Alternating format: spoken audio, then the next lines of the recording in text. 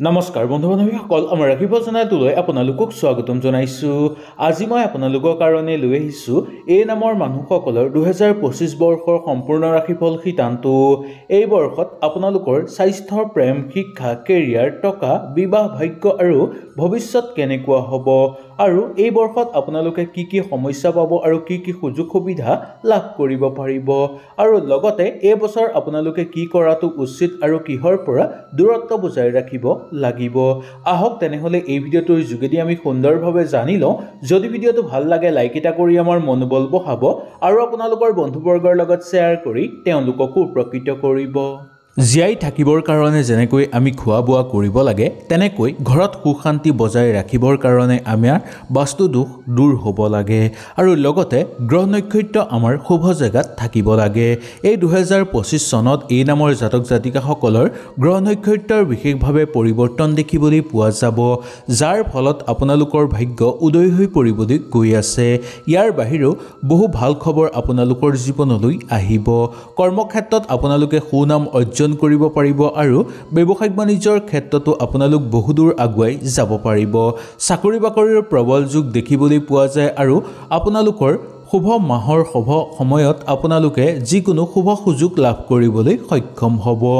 আহক তেনেহলে জানি লওঁ এই 2025 চনত এই নামৰ জাতক জাতিকাসকলৰ কেনেধৰণে পাৰ হ'ব বছৰটো। এই নামৰ জাতক জাতিকাসকলৰ ওপৰত মংগল গ্ৰহৰ প্ৰভাৱ পৰা দেখিবলৈ পোৱা যাব। মংগলৰ ভাল প্ৰভাৱৰ ফলত আপোনালোকৰ সাহস বৃদ্ধি পাবলৈ ধৰিব। 2025 চনত উচ্চ পদবী লাভ কৰিব পাৰিব। খঙৰ মাত্ৰা অধিক বৃদ্ধি পাব পাৰে এই বছৰ আপোনালোকৰ, সেইকাৰণে খঙক নিয়ন্ত্ৰণ কৰিবলৈ চেষ্টা কৰিব। আৰ্থিকভাৱেও আপোনালোকৰ বহু ভাল যোগাযোগ দেখিবলৈ পোৱা যাব। যদিহে আপোনালোকে যিকোনো কামত আগভাগ ল'ব বিচাৰে তেনেহ'লে আপোনালোকে সুন্দৰভাৱে ল'ব পাৰিব। স্বাধীনতা আপোনালোকে লাভ কৰিবলৈ সক্ষম হ'ব। এই বছৰত সকলো ফালৰ পৰা আপোনালোকৰ ঘৰলৈ সুখবৰ আহিব। ভাল পোৱা বিশ্বাস বৃদ্ধি পাবলৈ ধৰিব। আপোনালোকৰ কৰ্মক্ষেত্ৰত আপোনালোকে সুনাম অৰ্জন কৰিবলৈ সক্ষম হোৱাও দেখিবলৈ পোৱা যাব পাৰে। যি ক্ষেত্ৰত আপোনালোকে আগভাগ ল'ব বিচাৰে সেই ক্ষেত্ৰত আগভাগ লোৱাৰ আগত দুই এজনৰ লগত ভালদৰে আলোচনা কৰিবলৈ একেবাৰে নাপাহৰিব। এই নামৰ জাতক জাতিকাসকলৰ 2025 চনত ভাল সুযোগ সুবিধা লাভ কৰাৰ সম্ভাৱনা দেখিবলৈ পোৱা যায়। নতুনকৈ কিবা কামত আপোনালোকে সুযোগ লাভ কৰিব পাৰিব বা আপোনালোকে যদি প্ৰাইভেটকৈ কিবা চাকৰি বাকৰি কৰি আছে সেই ক্ষেত্ৰতো আপোনালোকে ভাল সুযোগ সুবিধা আৰু সফলতা লাভ কৰা দেখিবলৈ পোৱা যাব। ব্যৱসায়িক বাণিজ্যৰ লগত জড়িত লোকসকলৰ কাৰণে এই বছৰটো ইমান অসুবিধাদায়ক নহ'ব বুলি ক'ব পৰা যায়। এই বছৰ আপোনালোকে সেই ব্যৱসায়ত বিনিয়োগ কৰিব বিচাৰিলে কৰিব পাৰিব আৰু এই ব্যৱসায়ৰ পৰা পোৱা ধনে আপোনালোকে কিবা এটা যদি মূল্যৱান সম্পদ ঘৰলৈ ক্ৰয় কৰি আনিব পাৰে তেনেহ'লে আপোনালোকৰ বহু বেছি মংগল হ'ব বুলি ক'ব পৰা যায়। শিক্ষাৰ কাৰণে বছৰৰ মধ্যম ভাগটো আপোনালোকৰ কাৰণে অতি শুভ বুলি ক'ব পৰা যায়, কিন্তু বছৰৰ প্ৰথম ভাগত শিক্ষাৰ ক্ষেত্ৰত অকণমান মনোযোগ আপোনালোকে দিয়াটো উচিত। শিক্ষাৰ উন্নতি বৃদ্ধি পাবলৈ ধৰিব মুঠতে এই বছৰ। শিক্ষাৰ কাৰণে যদি আপোনালোকে ভ্ৰমণ কৰিব বিচাৰে তেনেহ'লে ভ্ৰমণো কৰিব পাৰিব। স্বাস্থ্যৰ কথা ক'বলৈ হ'লে স্বাস্থ্যৰ ইমান অসুবিধা নহ'ব, তথাপিও আপোনালোকে অকণমান চকু ৰাখিলে বেয়া নহ'ব। ঘৰুৱা পৰিৱেশৰ স্বাস্থ্য অনুকূল প্ৰভাৱ দেখিবলৈ পোৱা যাব আৰু সন্তানৰ স্বাস্থ্যৰো শুভ হ'ব। আপোনালোকৰ পিতৃ মাতৃ স্বাস্থ্যৰ মধ্যম হিচাপে পাৰ হ'বলৈ ধৰিব। প্ৰেমৰ ক্ষেত্ৰত ক'বলৈ হ'লে আপোনালোকৰ প্ৰেমত বহু বেছি শুভ বুলি ক'ব পৰা যায়। প্ৰেমৰ অপেক্ষাত ৰৈ থকা লোকসকলৰ কাৰণেও এই বছৰটো আপোনালোকৰ কাৰণে শুভ বুলি ক'ব পৰা যায়। প্ৰেম বিবাহৰ যুগ কিছু কিছু ক্ষেত্ৰত আপোনালোকৰ দেখিবলৈ পোৱা যায়।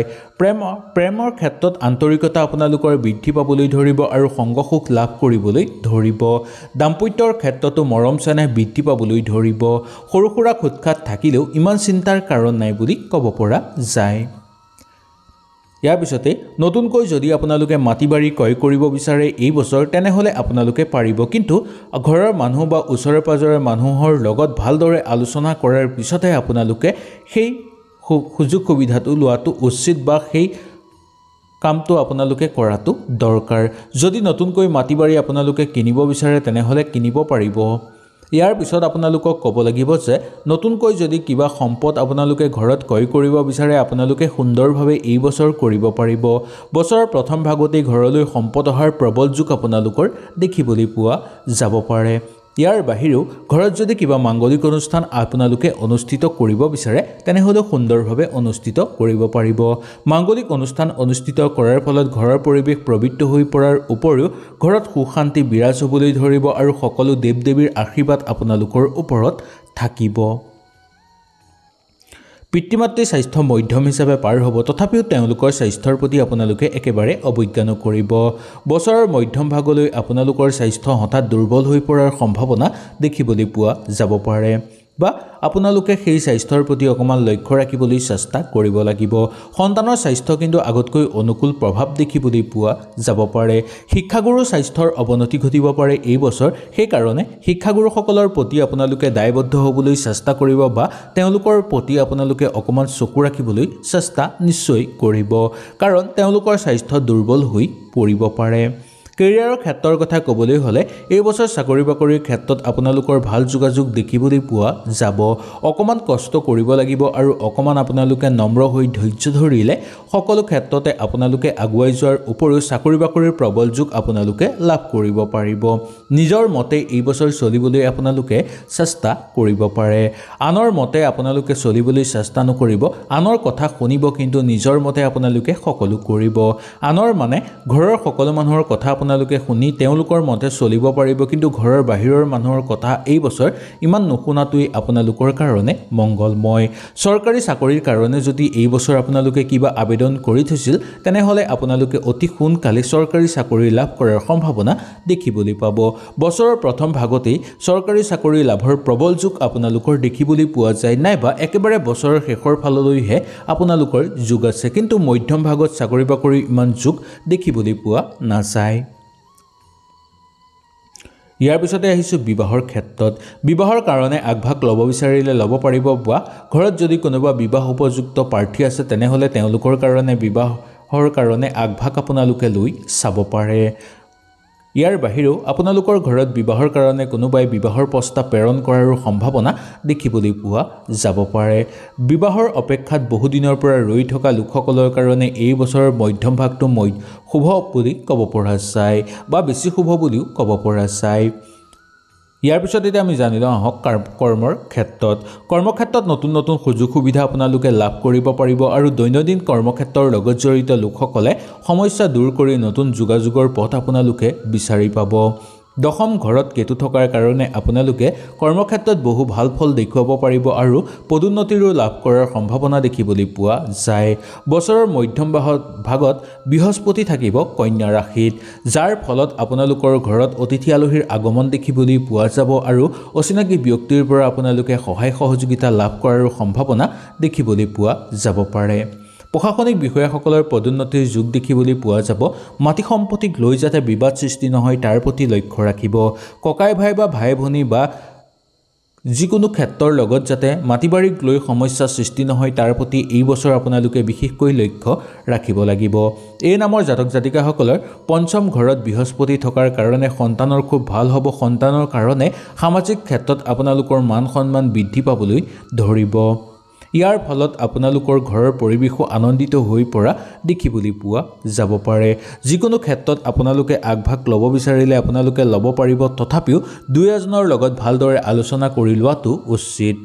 শত্ৰুৰ পৰাক্ৰম কমিবলৈ ধৰিব বা শত্ৰুৱে আপোনাক ক্ষতি কৰিব নোৱাৰিব চেষ্টা কৰিলেও তথাপিও অকমান আপোনালোকে সংযম হৈ চলিলে ইমান বেয়া নহ'ব ব্যৱসায়িক বাণিজ্যৰ লগত জড়িত হৈ থকা লোকসকলৰ কাৰণে অনুকূল দেখিবলৈ পোৱা যায় নতুনকৈ ব্যৱসায়ত বিনিয়োগ কৰিব বিচাৰিলে এই বছৰ আপোনালোকে সুন্দৰভাৱে বিনিয়োগ কৰিব পাৰিব ভ্ৰমণৰ ক্ষেত্ৰত আপোনালোকৰ মধ্যম দেখিবলৈ পোৱা যায় দূৰ ভ্ৰমণৰ ফলত আপোনালোকৰ অনুকূল প্ৰভাৱ আৰু সুশান্তি বৃদ্ধি পাবলৈ ধৰিব লগতে মনত আনন্দও বৃদ্ধি পাবলৈ ধৰিব ৰাজনৈতিক ক্ষেত্ৰৰ লগত জড়িত হৈ থকা লোকসকলৰ কাৰণে ৰাজনৈতিক ক্ষেত্ৰত কথা বতৰা কওঁতে সামাজিক ক্ষেত্ৰত বিশেষকৈ আপোনালোক সংযম হ'ব লাগিব নহ'লে মান সন্মান আপোনালোকৰ হানি হ'ব পাৰে নতুনকৈ যদি ৰাজনৈতিক ক্ষেত্ৰৰ লগত আপোনালোকে জড়িত হ'ব বিচাৰে তেনেহ'লে খুব ভাবি চিন্তি তাৰ পিছতে আপোনালোকে জড়িত হোৱাটো উচিত নহ'বা আপোনালোকৰ এই নিজৰে সমস্যা হোৱাৰ সম্ভাৱনা দেখিবলৈ পোৱা যাব কাৰ্যকৰী পৰিকল্পনা সিদ্ধি কৰাৰ ক্ষেত্ৰতো এই বছৰ আপোনালোকৰ ইমান অসুবিধা দেখিবলৈ পোৱা নাযাব নতুনকৈ যদি এই বছৰ আপোনালোকে যান বাহন ক্ৰয় কৰিব বিচাৰে তেনেহ'লে পাৰিব বছৰৰ প্ৰথম ভাগটো আৰু মধ্যম ভাগটো আপোনালোকৰ কাৰণে অনুকূল বুলি ক'ব পৰা যায় ঘৰৰ যদি যান বাহন আপোনালোকে বিক্ৰী কৰিব বিচাৰে তেনেহ'লে আপোনালোকে অলপ সাৱধানতা অৱলম্বন কৰিব লাগিব কোনে কেতিয়া ঠগ প্ৰবঞ্চনাৰ বলি কৰি তুলিব আপোনালোকে গমেই নাপাব সেইকাৰণে আগৰ পৰাই অলপ সতৰ্কতা অৱলম্বন কৰি আপোনালোকে নিশ্চয় চলিব আগত যদি কিবা আপোনালোকে কাম কৰি থৈছিল তেনেহ'লে 2025 চনৰ প্ৰথম ভাগতেই সেই কৰ্মৰ ফল আপোনালোকে লাভ কৰিব পাৰিব বা লাভ কৰিবলৈ সক্ষম হ'ব খেল ধেমালি কৰা লোকসকলৰ কাৰণে অনুকূল দেখিবলৈ পোৱা যায় তথাপিও তেওঁলোকে স্বাস্থ্যৰ প্ৰতি অকমান লক্ষ্য ৰখাটো অত্যন্ত দৰকাৰ হৈ পৰিব ঘৰুৱা পৰিৱেশত ইমান অসুবিধা নাপাব আৰু ঘৰুৱা পৰিৱেশত সুখ শান্তিহে বেছিকৈ বৃদ্ধি পাবলৈ ধৰিব ঠিকাঠুকলি কৰা লোকসকলৰ কাৰণে মধ্যম হিচাপে পাৰ হ'ব পাৰে শিল্পী সাংস্কৃতিক জগতৰ লগত জড়িত লোকসকলৰ কাৰণে শুভ বুলি ক'ব পাৰি প্ৰাপ্যধন আদায় কৰি আপোনালোকে ল'ব পাৰিব মামলা মোকদ্দমাৰ লগত জড়িত লোকসকলৰ কাৰণেও বছৰটো মধ্যম বুলি ক'ব পৰা যায় অৰ্থৰ অবান্তিক খৰচ বৃদ্ধি পালেও আপোনালোকৰ জয় হোৱাৰ সম্ভাৱনা দেখিবলৈ পোৱা যাব পাৰে কিন্তু জয় হ'ব পাৰে বছৰৰ শেষৰ ফাললৈ হয়তো এই ভিডিঅ'টোৰ যোগেদি আপোনালোকে সুন্দৰভাৱে বুজি পালে যদি কিবা অসুবিধা পালে নিশ্চয় মোক তলত কমেণ্ট কৰি জনাব তেনেহ'লে আজিলৈ আপোনালোকৰ ওচৰৰ পৰা বিদায় লৈছোঁ কালিলৈ পুনৰ আপোনালোকক লগ পোৱাৰ প্ৰতিশ্ৰুতিৰে আজিলৈ নমস্কাৰ